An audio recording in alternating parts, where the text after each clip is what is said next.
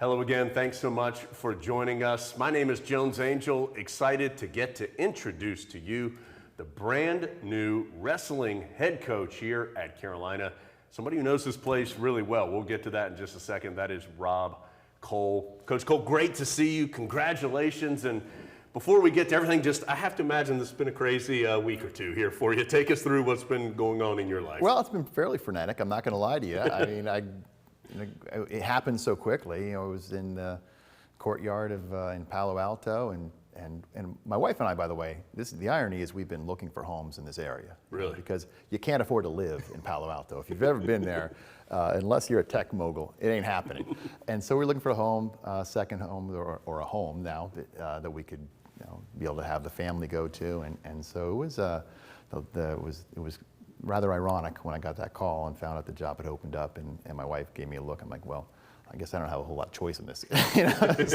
But not that I needed it, by the way. Of course, Coach Koll, a rich history here at Carolina, a national champion when he was a wrestler here, left with the most wins in ACC history as an individual. So you know this place. What does Carolina mean to you? What does Chapel Hill mean to you? And was it even a second thought for you when the call came? Well, I have, when this opened up, I probably had 50 calls from alumni and friends. So I don't know if they were going to kidnap me and bring me back here whether they liked it or not. But I mean, why would you not want to be here? You've got an unbelievable school. Despite the fact they accepted me many moons ago, they've got a fan-friendly environment. The excitement level I feel when I come to this place is palpable. I meet with the athletic director and calls me up and he says, "Hey, the chancellor wants to meet you over there." And he's an athletic. The guy's doing work on accelerometers and with the football team. And it's like, oh my goodness, that's the kind of guy I want running my university. Who actually understands, who knows the players by name. And I said, then that night I went out and my friends had flown in from Texas and Illinois and driven down from New Jersey, and there's 40 or 50 of them there, surprising me. I knew there were a couple would show up. I was like, I knew I'd gotten home. So, of course, wrestling doesn't start competing till the winter season, and yet, pretty late to have a coaching change here right at the beginning of the academic calendar. How do you manage coming in maybe a little later than you would like to in one of these situations? Well, the shelves aren't bare here. Sure.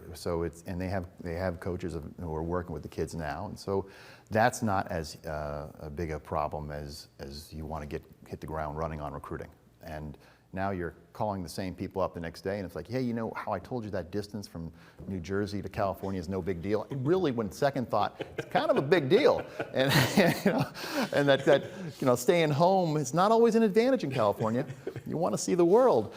So that's going to be really unique. And I've been holding off, feeling good about the prospect of getting the job, but kind of holding off the last couple days, not calling these people, but they're calling me, and they know, you hear the rumblings. So that's been the kind of the anxiety of trying to make sure we bring those kids back or keep them home if they're on the East Coast, and bring them to the East Coast if they're on the West Coast. Coach, you may have answered this a little bit in that answer, and I understand recruiting is probably number one, so I'll just focus on current team. What is job one with the current guys? What are important things in your mind that need to get taken care of here with your first few steps? So I got to go learn all their names. That's important. I know that sounds, but it's important. I've been looking at their biographies for every one of these kids, so I know, and I know a lot of them. And I've coached a couple of their brothers. I've had others who've trained in our room at one point or time at another. I'm recruiting many of their other brothers. I mean, it's unbelievable, the connections. It's a small wrestling community. It's not the elite kids are few and far between. So we know who those guys are. So that's the first thing I'm going to do is meet the actual team today, make sure that the training kind of aligns with my philosophies, which I know it does to the most part. And then, as you said, recruit is, and I meet with my coaches and I say we have 3 priorities, and the first 2.5 are recruiting, and that's not an exaggeration.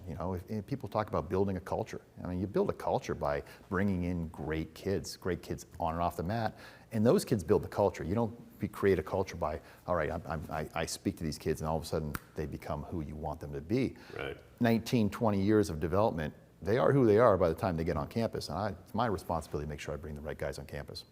Coach, these are never easy processes to make happen. I know you've met with a lot of people and a lot of people that you need to thank for helping making this happen. No, it was a great opportunity. I met with, obviously, Bubba Cunningham brought me in and introduced me to Kevin Gustowitz, the chancellor. I mean, I've never met the chancellor at the other two schools I was at.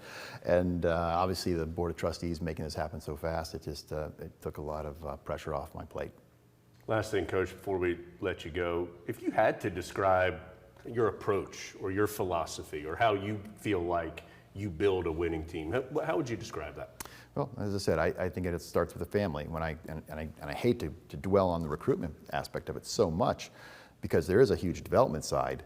But years ago, I remember I was a young man, 26 years old, 27 years old when I became a head coach. And 26 years old, I'm closer to the kids' age than the parents. And so all I did was recruit the parents. And I remember reading a journal article, and it alluded to the fact that 90% of children ultimately matriculate to the choice of the parents. And a light went off in my head, and I completely changed my approach to recruitment and focusing on the parents. Well, sometimes you don't like those parents. Well, guess what? They're going to be a direct reflection of the children. And then sometimes you got to make really tough decisions. And so building the right culture and the right team really revolves around, at the core root, the root of it is the family. And if you're going into homes and finding the right types of families, you're going to have kids who attract the right types of kids. And so, for me, that's what it's all about. Carolina Wrestling taking another step forward in building that culture under brand new head coach Rob Koll. Coach, great to see you. Welcome back to Chapel Hill, and congratulations on the new gig. Thank you very much. And thanks for being here with us. Take care.